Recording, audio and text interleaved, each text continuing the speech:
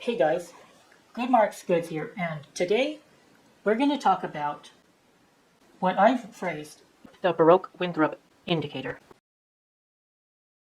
Is the Winthrop.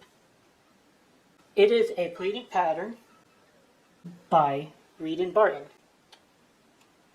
You know you've found the Winthrop if you see the focal point is a pumpkin. Now, why they decided it should be the pumpkin? It just is the pumpkin.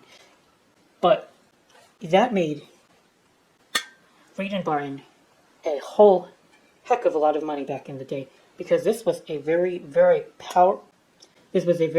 well selling, beautiful, stunning pattern. I mean, this is probably one of their best selling silver plated patterns out there, and it is absolutely gorgeous. This particular piece has got the waist bowl, you've got a creamer, a sugar bowl, the tea set, and it's even got the original handled tray. Now, this is one of the most popular patterns even today, and you see these sets selling for hundreds of dollars on eBay constantly. Now, it's in quite remarkable condition. A lot of the time, when you see a tray, they call this etching chasing, right? I like to call it etching, but it's like the pattern and decoration on the body of the tray. It's in quite flawless condition. A lot of the time, the etching is a very weak point on silver plate, where the silver can rub away and show base metal. But none of that is happening. For the tea pieces, it's also in remarkable condition. You see the finial right here? A finial this delicate and detailed, for it to not have any chips, any cracks, anything going on. It's actually quite remarkable. Fantastic condition on the feet. Got that pointed toe. I want to show you guys something else. Now this is Baroque by Wallace. It's also a very, very highly sought after and well-selling pattern. I thought I hit a home run because I bought this for an affordable price, but the Goodwill did not disclose that it was missing one of these legs. The leg on the other side, it'll wobble. No bueno. I don't know what I'm going to do with this. Mostly I'm just pissed because they didn't tell me that it was missing the leg. But anyway, Baroque by Wallace is also an amazing pattern, and it sold very well. And it still sells very well to this day. Now, let me show you something else, guys. Now, this is a tea set. Let's just pretend that it's the same pattern, whatever.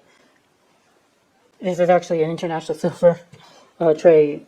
This is an international silver teapot, and with a sugar and creamer bowl by F.B. Rogers. But let's say it's all the same. Okay, anyway.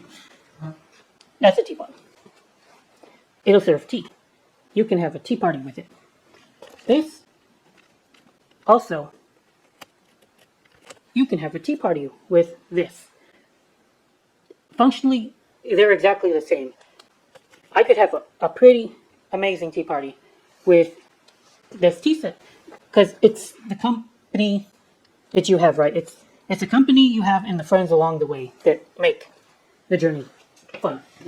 All right, I got it. But this tea set, well, you got to say it's not as good as this one, right? This one's incredible. It's art. It's posh. Sure, if you had a tea party with this tea set, your guests would be exactly the same people, right? They wouldn't change. Well, maybe they would. It's the different type of people, socioeconomic classes, yada yada. That's not the point of this video. But This tea set is art. It will retain its value over time. So will the Baroque by Wallace back there, if it was in good shape. It's got some condition issues. It's kind of a clunker right now. This tea set will retain its value. So as much as it's a tea set, it will serve tea and it's made of metal, which also will retain its value over time. But my point is, while the economy is humming along, people don't want this. I'll sell them this for $30 because it takes me time to list. It takes me time to package a box. It takes me time to get it out the door. And it takes me energy and time and space to store it. So it's got some kind of value attached, because even though I have hundreds and hundreds of pieces that look like this, and I cannot find a buyer that's willing to pay me a reasonable amount for it to be worth my time to wrap it up for them and list it, I find these very, very rarely. And while the economy is humming along, people will want this and people will be able to afford this. People will want Baroque by Wallace and people will be able to afford Baroque by Wallace. But when the economy starts to go into a downturn, pieces and premium sets like this, they'll no longer command $1,000 price tags. If the economy is booming, sure, throw this online for $1,000, $800, and good luck to you. You may get a hit. But functionally, they're the exact same, except you don't have a wasteful. This is missing the wasteful. Other than that, they're functionally the same.